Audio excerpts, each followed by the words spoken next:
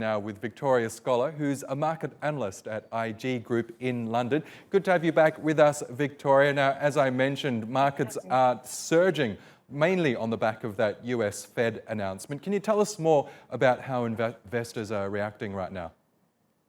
Yeah, well, it appears as though there is this momentary sigh of relief for markets today. We've seen US futures hit limit up, which is essentially where they rally by 5%, and then that means that trading is halted for a limited amount of time.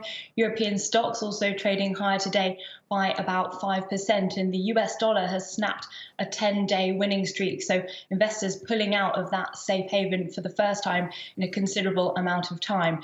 As you can see, and as you mentioned, it's all about the central banks, in particular the US central bank, the Federal Reserve. Fed Chair Jay Powell has been given quite a lot of praise around his response to the coronavirus. He's essentially said that he's creating this unlimited Treasury purchase program, which is an open-ended purchase to support the markets and in turn the economy. Now, on top of that, we've seen for the second day in a row a smaller daily increase in coronavirus confirmed cases in Italy, which is of course one of the key epicenters of the COVID outbreak. Now, investors are also keeping a close eye on what will happen with that proposed $2 trillion stimulus package over in the US. The Republicans have come up with one proposal, the Democrats have countered with another. How are investors feeling about that situation?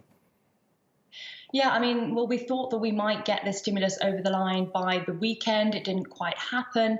US Treasury Secretary Steven Mnuchin has said that it is likely to get over the line today, and that does appear to be the expectations when we look at the markets. There is a lot of optimism. We mentioned the Federal Reserve and the central bank response, but now it looks like it's over to the fiscal response. If we do get this major $2 trillion stimulus, of course, that would be a major boost for markets and possibly the economy as well. But at the moment, Democrats and the Republicans kind of going head to head on a few little details, trying to iron those out and get the deal really over the line. Okay, Victoria Scholar in London, thank you for your analysis as always.